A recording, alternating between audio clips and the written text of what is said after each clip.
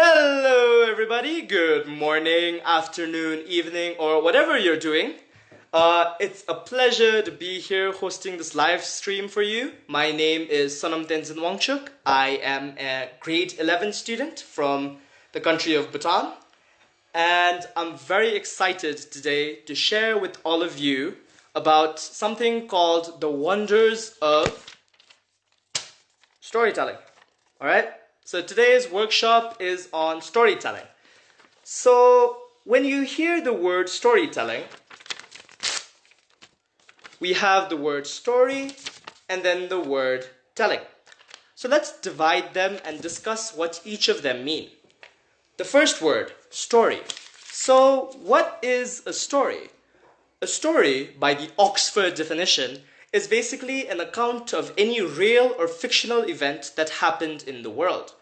Anything that you do, you describing your day to your friends, you just walking around the street, is technically a story happening. It's an account of people and events that are either real or fictional. Then we have this part, the telling part. The telling part is basically how you convey that idea to other people. Wow, more people are joining. When you say storytelling, we have the story aspect, which is basically all of the accounts and the events that are actually happening. And then we have, after the story, the telling aspect, which is basically how you're sharing and giving those ideas to other people.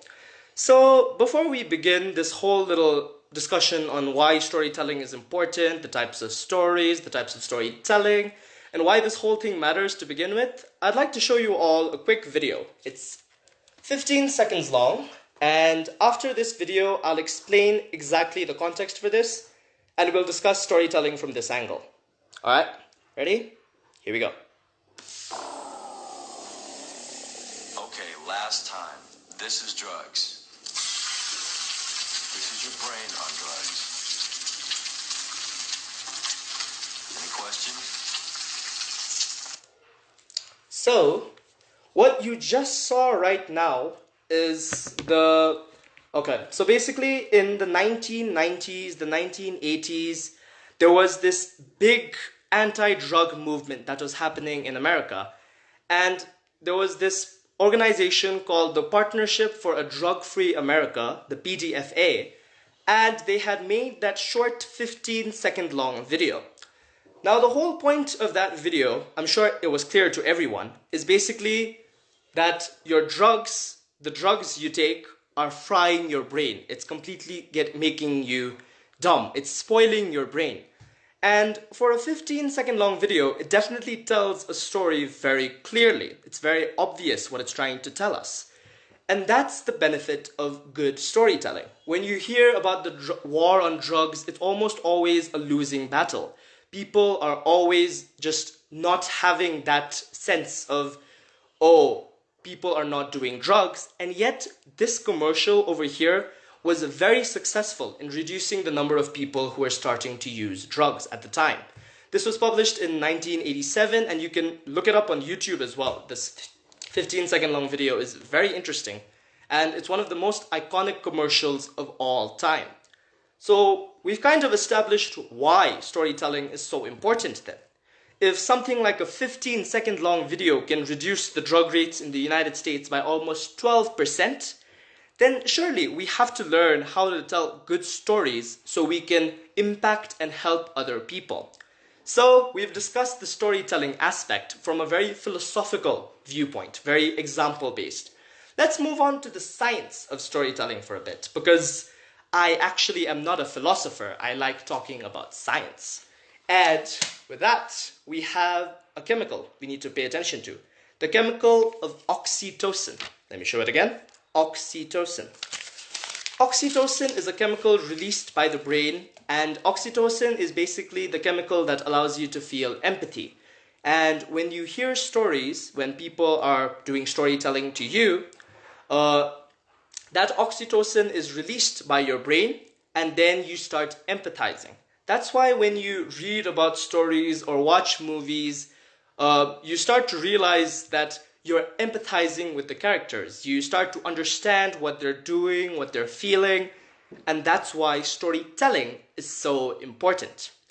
So now with storytelling mentioned, let's focus back on the story part. And before I move on further, I just want to establish to all of the chat here that you can feel free to ask questions all you want right now. I'll keep track of them and I'll answer them later. And also just keep in mind that the live chat is actually a little slower than what I can see. So if I don't immediately respond or if it feels like I'm not being responsive, I apologize. It's just that Instagram is like that, so the live chat doesn't really show on pace. But with that mentioned, let's move on to talking about stories. In his book, The 7 Basic Plots by Christopher Booker, which you should 100% read, and even more importantly, the author's name is Christopher Booker. So yeah, he has book in his name. He was kind of born for this. So as I'm sure you could tell, in that book, The 7 Basic Plots, Christopher Booker talks about all of the different type of stories we can find in media, all the main archetypes of the stories. And with that, I'd like to introduce you to the first archetype of stories, overcoming the monster. Now, for this type of story, basically, I'll give you an example and then I'll explain. Think of something like the Harry Potter series. Because in the Harry Potter series, you are following Harry Potter, we are following Hermione, and we're following Ron Weasley. And throughout their story, it's basically showing how they're trying to defeat Voldemort. Voldemort, in this case, is the monster. When you're talking about the story type that's overcoming the monster, the story basically focuses on heroes and how they're trying to overcome one big antagonist. Sometimes in this type of story, there is no person or a very physical antagonist as such. Sometimes it can just be a character's insecurities, a fear they're feeling. For example, in most coming-of-age shows, many characters are very nervous with themselves. And overcoming the monster for them could be removing that nervousness, getting rid of that particular sense of thing that's holding them back, basically. Then secondly, we have Rags to Riches, the second type of story.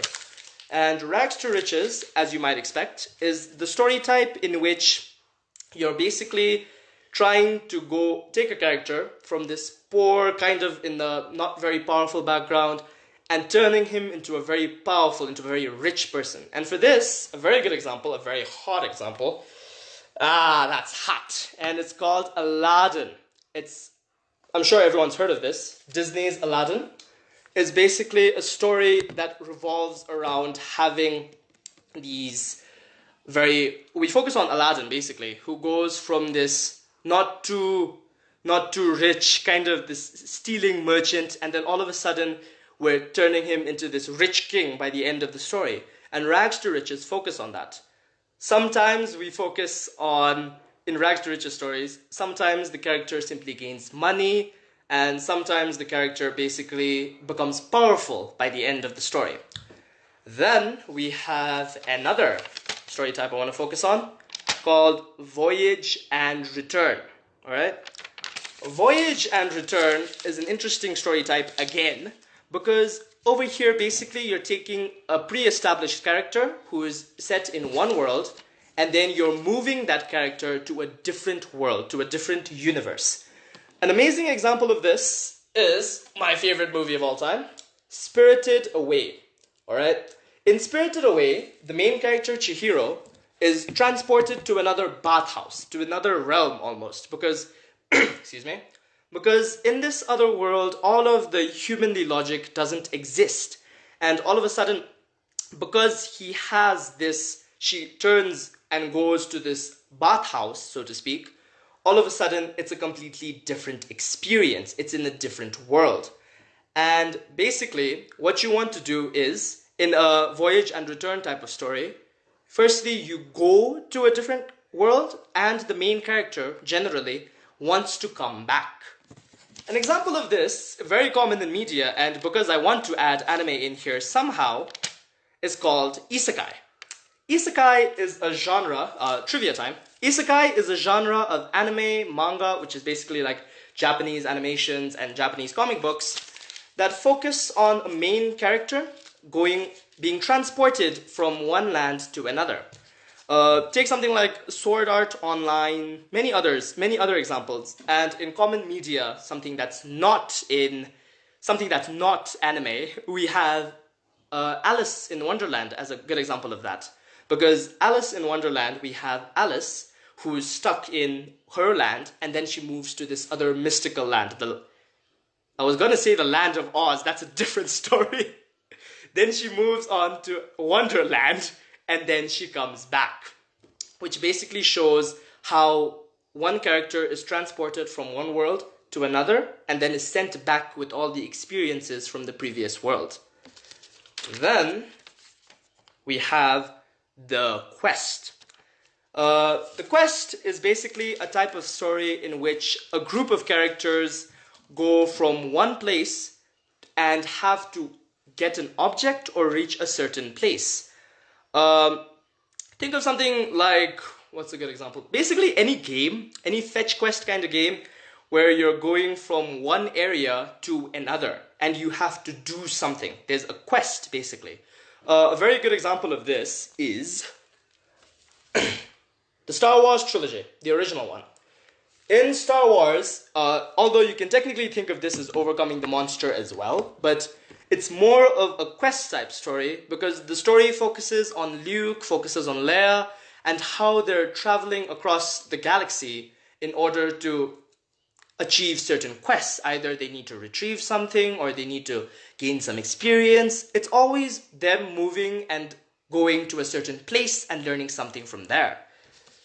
Then we have comedy.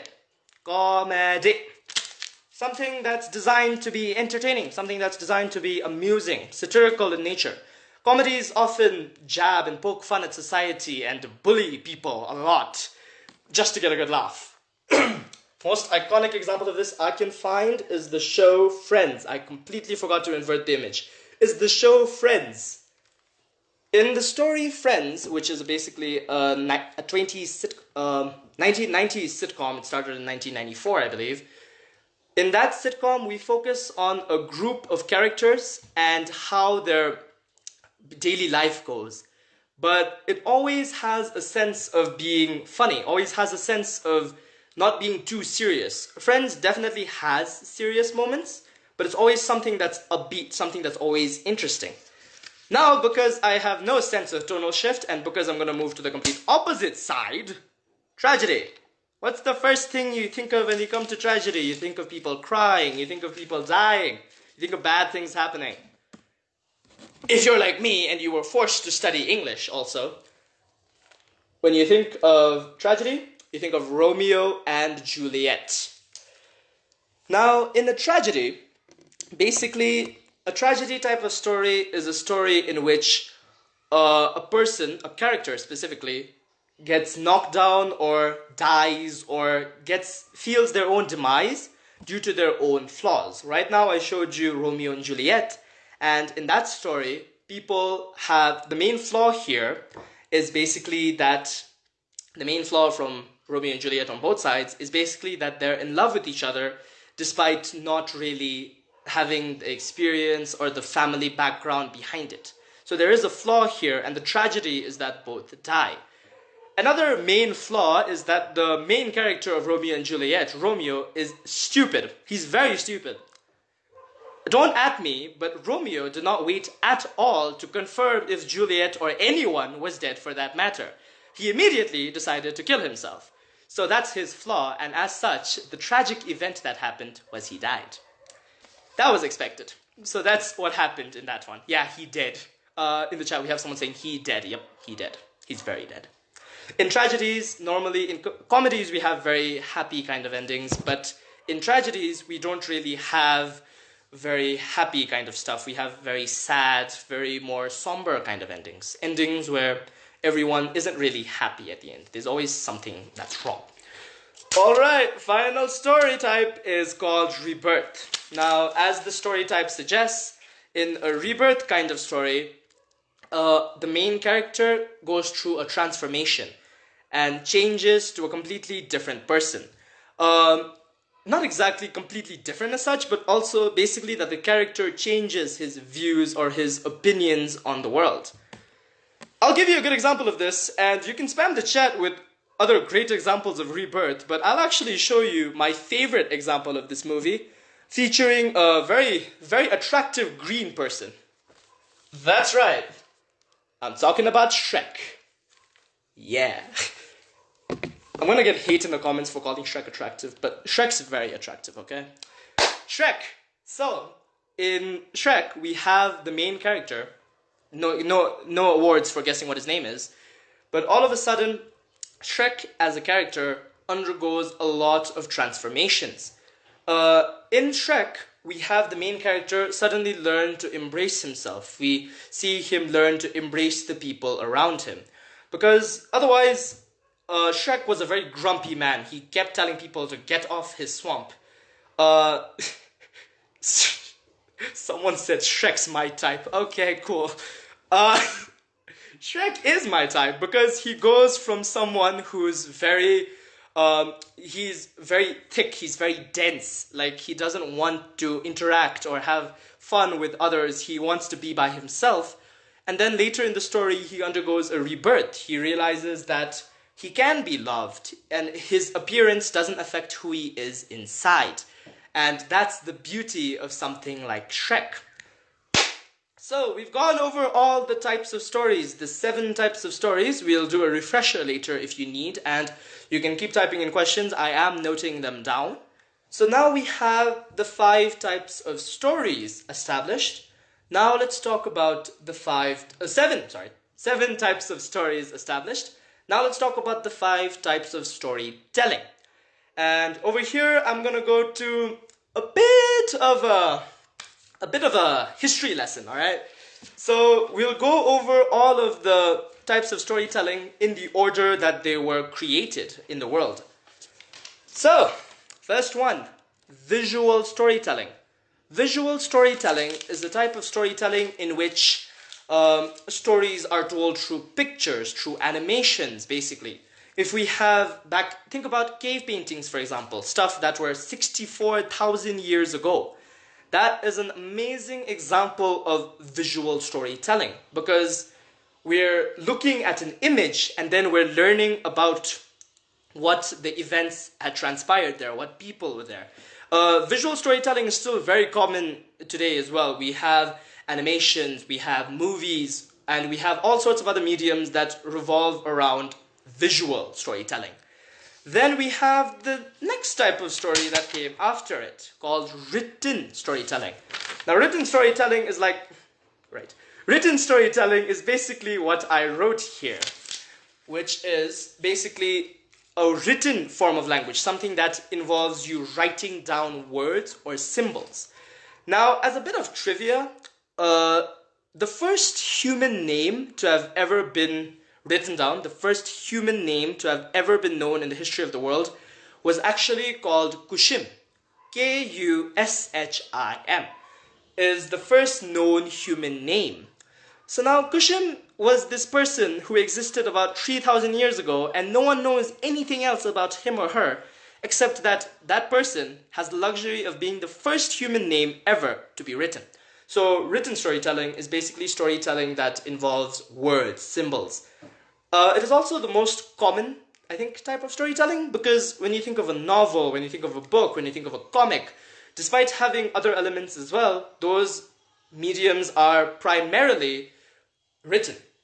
Written storytelling is found everywhere as well. The live chat right now is an example of written storytelling as well, because you people are trying to tell me events and accounts that's happening through writing, through letters, words. Yep. Alright then, we have oral storytelling, which is what I'm doing because I don't know how to stop talking. Oral storytelling, Oral storytelling is a type of storytelling that involves words, that involves people speaking to one another. So, here we go into a bit of a historical debate, because around the beginning I said that we'll take these types of storytelling in the order in which they were created. But oral storytelling is a weird category. If you were to Google right now, when was oral storytelling invented, it'll tell you 700 BC. That doesn't make sense, Because we've just established that written storytelling existed for more than 3,000 years. It's been older than 5,000 actually, sorry. It was started around 3000 BC or earlier. So despite Google telling me that it's 700 BC, I don't believe that, because that's telling me that humans for 2,300 years only wrote stuff and never said a single word. That doesn't make sense, alright? So, me being me, decided to go on a long rabbit hole, go down deep to figure out when was oral storytelling invented. So we have accounts saying that they were invented 100,000 years ago, which is before visual storytelling, but that's not backed by evidence. And then we have another account saying that it's around 700 BC, and that doesn't make sense either, for the reasons I just said. So after having spent about 5 hours of my life diving down academic papers, I gave up, alright? I have no idea when oral storytelling started. You can believe whatever they want. What did they write on? Good question. For written storytelling that time, they used to write on paper, or they used to inscribe it on stones. Something like cave painting, except it used to be specifically on stones, or like other rubber and ink as well. They used to put it on leaves, other rocks, or sometimes they even had paper. Paper was actually pretty old. But then, oral storytelling, I still have no idea when it started, so I'm going to leave you to that. I have no idea when oral storytelling started. I'm just going to tell you, however, that oral storytelling is important, because oral storytelling, despite no one having any idea when it started, everyone agrees on the same things. That oral storytelling was created to gossip. Oral storytelling was created to tell stories about other people. The reason for this was that you needed to tell stories orally so you could tell the other members in your community to not trust someone or to trust someone. It was very important for community bonding at the time. Thus, oral storytelling was basically designed just for the sake of telling stories. I have no idea when it started. I'm not going to go there again, okay? I'm not doing that. I'm done with that. Next up, we have digital storytelling. Now, digital storytelling is very interesting. Digital storytelling is the type of storytelling that was... there are two ways of interpreting when this was invented. Digital storytelling are the type of stories you read or hear about from the internet, from this digital medium. Now, many would argue that digital storytelling was created in 1983, which is basically around the time that the internet started to become mainstream. That's about the time that transmission control protocols and internet protocols were being introduced to the internet. But more people would argue, and I'm part of this group as well, that digital storytelling had started in 2004. 2004 was also the year that Facebook was started. I think you know where I'm going with this. Around the time Facebook had begun, digital storytelling had begun as well, because people started posting, people have stories now, people have feeds. And all of these, while having elements of visual storytelling and written storytelling, are so common and so different from other types that they have a whole new name to them. The name called digital storytelling, which we covered and we finished as well. So then, we have the last type of story, which is storytelling, which is interactive storytelling. Interactive storytelling is the type of storytelling that was done interactive storytelling is basically the type of story where you control how the story progresses. There are two main examples of this, and I will discuss both. The first one is, you know those old choose-your-own-adventure books where you would read a page and then at the bottom of the page it would tell you to go to another page based on your choice?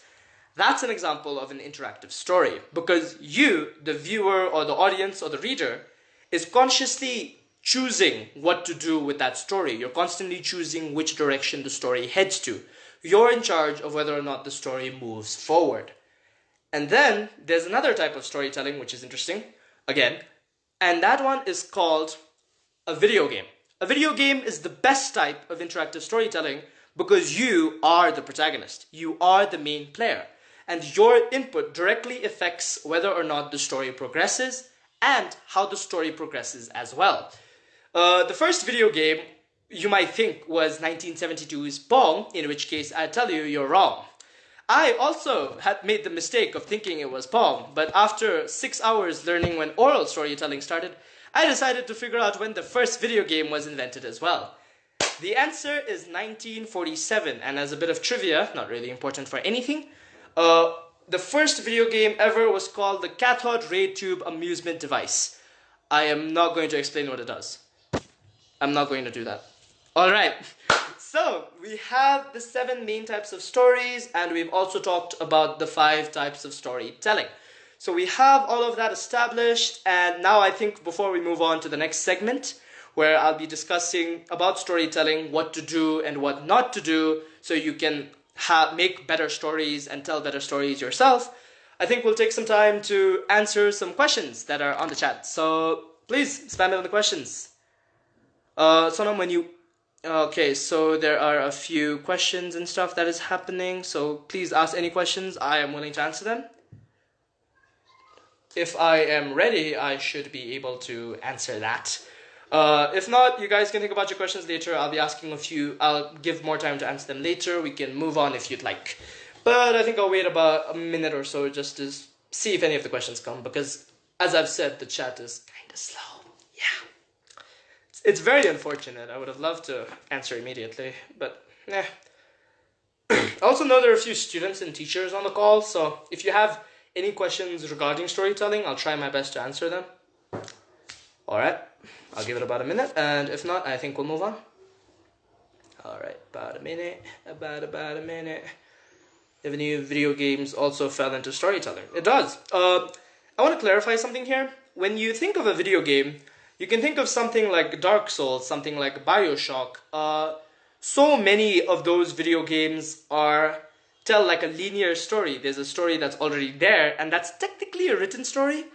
But at the same time, in a video game, something like Pong, for example, something like Snake, Nokia Snake, that is also an example of a story, because you're affecting how that snake goes towards the apple. You're talking about all of the things that are happening there. You're basically deciding how the character is moving through the scenario or the scene they're in. Someone asks, can you tell more on the third one? Alright, the third one, oh, it's coming. Alright, so the third type of storytelling I said was oral storytelling. Yes, oral storytelling, which basically is a spoken form of storytelling. A spoken form of storytelling, and I've established I have no idea when it starts, but oral storytelling was basically developed in communities so that they could gossip and talk about each other, so they could have a good idea of who to trust, who not to trust, and also where the resources were, because communication at that time was very interesting. Never looked at Mario video game as a story. Mario is a very good story. It's technically overcoming the monster and the quest, because we have Mario trying to save Princess Peach. Alright, let's move on. So now that we've basically decided... Alright, before I actually move on, there's a very interesting question here. Can you tell how DFC is storytelling, interactive storytelling, basically? Interactive storytelling is... DFC is a form of interactive storytelling, because we, in that case, are the players. We are discussing and we are deciding how the story moves on. We're choosing all of the stories to focus on and how we're going to talk about that, how we're going to basically move on with that. So DFC is definitely a form of interactive storytelling. So is outdoor sports also related with oral storytelling? Kind of. I mean, you're telling your players what to do, so it is a kind of form of storytelling, because if I were to tell a football player basically move to defense and then take cover over there, I'm basically telling a person what to do. So it's kind of loose. I have a very loose definition of storytelling, but it is technically a form of storytelling. So now you have an idea of what stories exist, you have an idea of what kind of storytelling there is. So let me give you, from what I've read, what I've seen, and what I've heard, some advice on storytelling and how you can make your story better and not become redundant or boring or whatever. Basically, how to tell good stories. And I'll give you 3 main points. Firstly, pacing. A story has to have good pacing. It shouldn't be going too slow, or it shouldn't be going too fast. If it goes too slow, your audience will get bored, And if it's going too fast, your audience will have no idea what's happening. They'll be confused. They'll be scratching their heads, and then they'll give up on the story because they're not invested anymore. For pacing, I'm going to give an example of a very common TV show, Game of Thrones. Game of Thrones was an amazing story in the first few seasons. Game of Thrones had set itself up with a more slow kind of pace. Game of Thrones established itself as a slow story with many characters, overarching themes, and throughout the earlier seasons, if you were to actually think about what happened, not a lot really happens. It's very slow. Not too many developments are taking place. However, then you take an example of bad pacing, which was Game of Thrones Season 8. Through all of the first 7 seasons, we had a very nice, slow kind of pace where you were understanding everything that was happening. Vikings is another example of this, yes. In Game of Thrones, we have like a very slow pace. And then at the end of the story, and this is, Game of Thrones is an example of good pacing. The earlier parts of it were. Last season of Game of Thrones was terrible. And let me explain why, alright? In the first season of Game of Thrones, one major event happens. A father, one of the main protagonists we focus on, has his head chopped off, alright? Now, in the final season of Game of Thrones, and spoiler alert if you haven't watched it, it doesn't really matter, it's not very good. But the final season of Game of Thrones, keep in mind, the first season we had one person lose his head. Now, pay attention to what happens in the final season. We have 2 main antagonists die, we have 3 dragons killed, we have 1 protagonist turn evil, we have 1 protagonist kill the other protagonist who turned evil, and we have a physically disabled boy become king. Got that? All that in one season. It's terrible pacing. It's way too fast for you to understand what's happening. There's just too much happening. And that's why Game of Thrones Season 8 was widely regarded by many people as the worst season, because there was no good pacing. Things were just happening too fast. No one had any idea what was going on. And when that happened, well, it's an example of bad pacing. And Game of Thrones immediately got branded as a bad story immediately after Season 8 because they rushed. Their pacing was terrible. So then we have that one established. Let's move on to the second point. Be believable. Be believable. Now, when I talk to you about being believable, you might think to yourself, look at this idiot. Doesn't he know there's a whole type of storytelling about not being believable called fiction? Haha, he's dumb. I'm way smarter than him. And yeah, you probably are smarter than me, but I'm not dumb. I'm not that kind of dumb yet. When I say be believable, I basically don't mean be realistic. I'm not saying don't have magic in your story. I'm not saying everything has to be non-fiction. I'm basically saying that if your story has a set of rules or a magic system or something that people do established, don't break that. Avatar: The Last Airbender is an amazing example of this. In Avatar: The Last Airbender, for those of you who haven't watched it, please watch it, it's very good. We have a magic system revolving around bending. We have 4 elements, namely fire, water, earth, and air, and the story revolves around people who can magically bend these elements.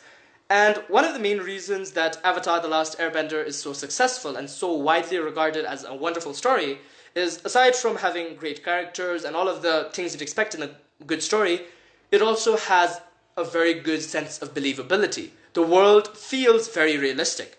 We have this crazy magic system that doesn't exist at all in the real world, but it's easy for us to follow along with it, and it's easy for us to believe it, because it's something that actually makes sense. No one in the story starts randomly, bending space-time. It's always those 4 elements, and that fact never changes throughout the story. That's why it's very consistent. That's another reason that makes stories good. You have to be believable.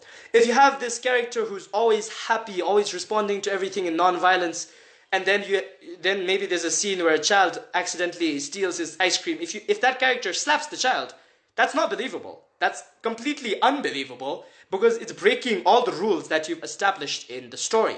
You don't want that. Bad. Then we have my final piece of advice for anyone who's trying to write stories or trying to get into storytelling, because it is complicated. Last one.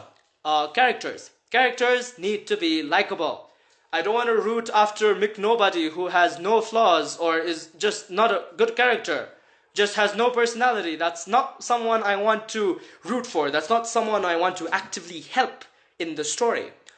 A good story needs a set of characters that are first of all likable. They need to have a sense of believability, and the best characters always have a very big flaw. Superman is not, in my opinion, an example of a good character, but he has a good flaw which we can show here. Superman is a bad character because, morally speaking, he doesn't really have any flaws. He's the perfect embodiment of good. But in terms of physical flaws, he does have a good one, which is why I'm pointing him out. He has kryptonite, an element that specifically counters him. And that is always good in a story. If you have a character who's very strong, who's very overpowered, you always want to have something that will immediately knock them a notch down.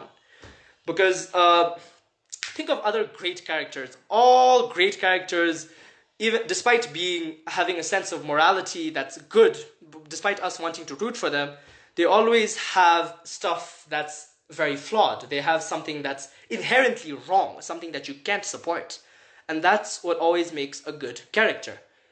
Now, we've established all of that. We're basically almost done now. One Punch Man, yes! Oh, thank God someone out here mentioned One Punch Man. One Punch Man, if you haven't watched it, please watch it. Saitama, who is the main protagonist in the story, you can watch it online, it's an anime. Watch it, it's really good. So, One Punch Man, as the title suggests, is the name of this character who can defeat all villains with one punch, alright? In terms of physical strength, nothing comes close, nothing can touch the guy. And yet, what's his flaw? His flaw is simple. Because he's so powerful, because it's so easy for him to defeat villains, he doesn't find any joy in it anymore. He's not happy. And One Punch Man explores how Saitama, the main character, is so overpowered that he's not enjoying life anymore. And that's his flaw. He's become so powerful that he's not happy anymore. And that's such an interesting flaw, because most other stories are basically, I want to be the strongest character in the world, and suddenly we have this show where the person is the strongest character in the world and they hate it. So that's an amazing example of a character that's very likable, because it's this very strong, very overpowered character, and then there's this massive flaw in his personality that just makes him so endearing.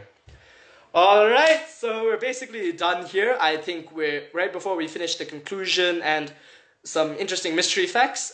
Please type more questions into the chat. I will discuss that. And we will be doing a reveal. A big reveal. Alright? So, just a moment. Alright. I'll give about 2 minutes to the chat. You can either ask your questions or comment who this man is. This handsome little man.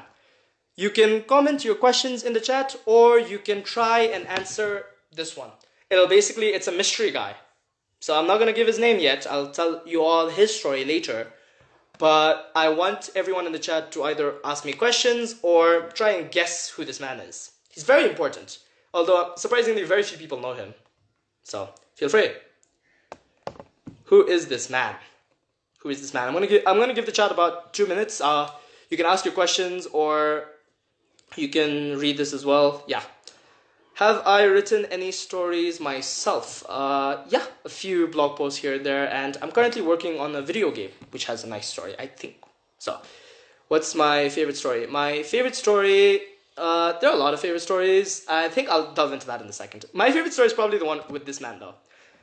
Is he a military person? Yes, he is a military person. Good guess. What's my favorite story? My favorite story is the man revolving around this man. We'll talk about it. My favorite character, probably, Saitama from One Punch Man, that or Kakashi from Naruto. Both are pretty good. Maybe this is the Nazi who wrote books when he was a POW. No, he was not. This man was after World War II. Let me give you that much of a hint. Blog link. All those blogs are archived. I don't think you can find them anymore. I'm sorry. Yeah. So kept him here for a while. Does the chat have any idea who he is? If not, I'll answer. If not, I can tell. Is he a USA? No. Y'all can guess his nationality if you want. I can give you hints. This is the big reveal. This is going to be the conclusion. So if y'all can guess his name, I'll I'll personally shout out whoever gets his name right. If not, it's perfectly fine. If not, I'll tell you who he is. Here's a very interesting story. And that time someone asked me, what's my favorite story? My favorite story is about him. All right, Russian, perfect. So let's go now. He is a Russian, and his name is, let's go, Stanislav Petrov. Stanislav Petrov. Stanislav Stanislav Petrov. He was a Russian. I am planning to make a webtoon. I'll answer that later. He was a Russian lieutenant colonel who worked in the Russian Air Force, and he is the man who saved the world. All right? Before I make that claim, though, you need to understand the situation around this person. You can Google him, Stanislav Petrov, or Stan Petrov, if his first name is a little difficult to spell. And he is often called the man who saved the world. Because, alright, so let me give a quick context of what's happening here. Stanislav Petrov existed around after World War II. For those of you who don't know, for the benefit of those who don't, after World War II was a period in the world called the Cold War, where the USSR, which is now Russia, and then USA, the United States of America, were basically at war. Basically, despite not having any armed conflict, both of them were threatening war with each other. That's why it was called the Cold War. It wasn't hot. There was nobody dying. Isn't there a documentary about this guy? There's a movie and there's a YouTube video. I'll tell the YouTube video's name as well because it's very interesting. And this man's story is that he was one of the lieutenant colonels who was in charge of basically figuring out whether or not the US had sent missiles to him. And he had correctly claimed that the missile warnings that were sent from USA, there were 5 of them, had gotten right. He had correctly called that they were false orders. Stanislav Petrov was a man who saved the world, and yet so few people know about him. When I brought him up on Think, no one in the chat basically got his name. He's such an influential person, such a great figure. He's basically saved us all from nuclear destruction. And yet his story is not really told. He has a movie, yes, but it's a very small movie. Not many people know him. And there is a documentary out. It's called There Will Never Be Another Man. There Might Never Be Another Man Like Stanislav Petrov, it's on YouTube. It's by Emplemen. I would highly recommend watching that. It's a very great video. And it basically talks about how he had saved the world. And yet his story isn't told. His story is never shared on a big forum. So many people don't even know this man exists, and we're alive mainly because he had made the right decision. And that's why his story is my favorite, because I love telling it. Every time I tell it, I feel I'm helping one of the greatest people who had ever walked the earth. We're basically helping someone who had saved the world from destruction, and now I get to share his story. That's why storytelling is so important, because you need to know about him. No one tells stories about him, and that's so sad to me. You 100% have to tell this kind of stories forward, because not only are they inspirational, but in the future, if we need someone else like him, if we don't tell his story, there might not be another man like him, and that's the problem. By sharing his story in a subtle, almost small kind of way, we're saving the world. And I think that's so amazing. I think that's the beauty of storytelling. That if we can share stories, if we can tell and divulge ideas to other people, we can 100% save the world, just like Stanislav Petrov did all that time back then. So we basically covered all of that. And yeah, I want to thank you all so much for joining me on this little workshop. It's been an absolutely amazing time here with all of you. And yeah, bye. Take care. Thank you all so much for your interactions. It's been lovely spending this time with you. Bye.